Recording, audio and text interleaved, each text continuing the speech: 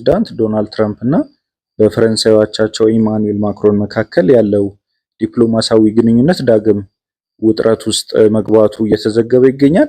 ፕሬዝዳንት ትራምፕ ትላንትና በሰጡት አስተያየት በፈረንሳዩ መሪና በባለቤታቸው ላይ ያነጣጠረ ትችት የሰነዘሩ ሲሆን ይህም በሁለቱ ሀገራት መሪዎች መካከል ያለው ልዩነት ቅርቃር ውስጥ እንደከተተው የተለያዩ ሚዲያዎች እየዘገቡ ይገኛሉ።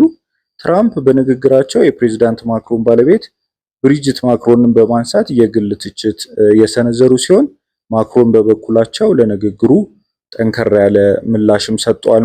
ይህ የትራምፕ ንግግር ያው እንደ ኢሮፓ አቆጣጠር በግንቦት 2025 ተከስቶ ነበር የተባለውን እና በብሪጅት ማክሮን እና በባለቤታቸው መካከል የታየውን አጋጣሚ መነሻ ያደረገ እንደሆነ ተነግሯል። ክስተቱ የተፈጠረው ጥንዶቹ በቪየትናም ይፋዊ የስራ ጉብኝት አድርገው ከአውሮፕላን ለመውረድ ሲዘጋጁ ሲሆን ብሪጅት ማክሮን የባለቤታቸውን ፊት በእጃቸው ሲገፉ ይታያሉ። ይህ ምስል ታዲያ ብዙዎቹን ጥንዶቹ ተጣልተው ይሆን ወይ የሚል ጥርጣሬ ውስጥ ከቷቸው ነበር።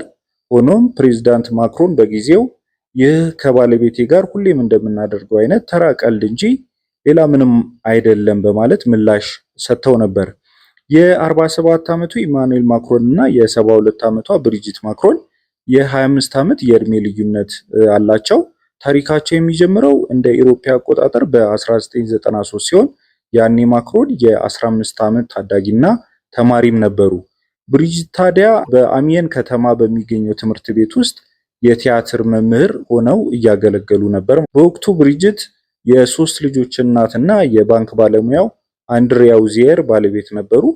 የማክሮን ወላጆች ታዲያ መጀመሪያ ላይ ልጃቸው ፍቅር የያዘው አብረው ከምትማረው የብሪጅት ልጅ ጋር መስሏቸው ነበር።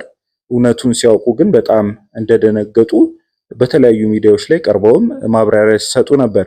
የማክሮን እናት ፍራንሷ በወቅቱ ለብሪጅት ልጃችን 18 ዓመት እስኪሞላው ድረስ ራቂለት የሚል ከፍተኛ ማስጠንቀቂያ ሰጥተዋትም እንደነበር ይነገራል።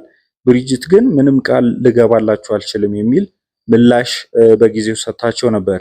ማክሮን በ17 ዓመቱ ለትምህርት ወደ ፓሪስ ቢላክም ያው ግንኙነታቸው አልተቋረጠም ነበር። ይልቁኑ ምንም ብታደርጊ ተመልሼ መጥቼ አንቺኑ ነው የማገባሽ ሲል ለብሪጅት ቃል ገብቶላትም ነበር። ለብዙ ዓመታት በደብዳቤ ሲገናኙ ከቆዩ በኋላ ብሪጅት ከመጀመሪያ ባለቤቷ ተፋታ እንደ ኢሮፓ አቆጣጠር በ2007 ማክሮንን አግብተዋለች። በወቅቱ ማክሮን የ29 ዓመት ወጣት ሲሆን እሷ ደግሞ የ54 ዓመት ጎልማሳ ነበረች። እንደ ኢሮፓ አቆጣጠር በ2017 ማክሮን የፈረንሳይ ፕሬዝዳንት ሆነው ሲመረጡ ብሪጅት በምርጫ ቀስቀሳው ወቅት ትልቅ ድጋፍ አድርጋለታለች። ስለ እድሜ ልዩነታቸው ለቀረበላት ጥያቄ ስትመልስ በእርግጥ ጠዋት ቁርስ ላይ እኔ በሸበሸበ ፊቴ እሱ ደግሞ በለሰለሰ ወጣት ፊቱ እንገናኛለን። ነገር ግን ህይወት እንደዚህ ናት።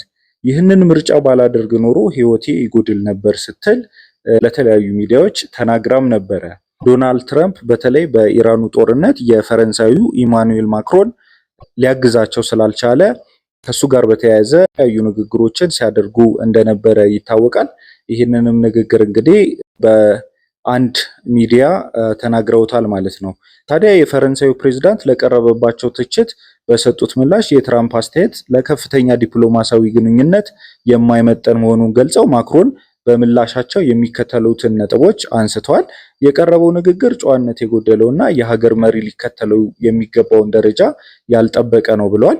እንዲህ ያሉ የግል ጥቃቶች ዓለም አቀፍ ትኩረት ሊሰጣቸው ከሚገቡ የደህንነትና የዲፕሎማሲ ጉዳዮች ትኩረት የሚከፋፍሉ መሆናቸውንም በንግግራቸው ጠቁመዋል።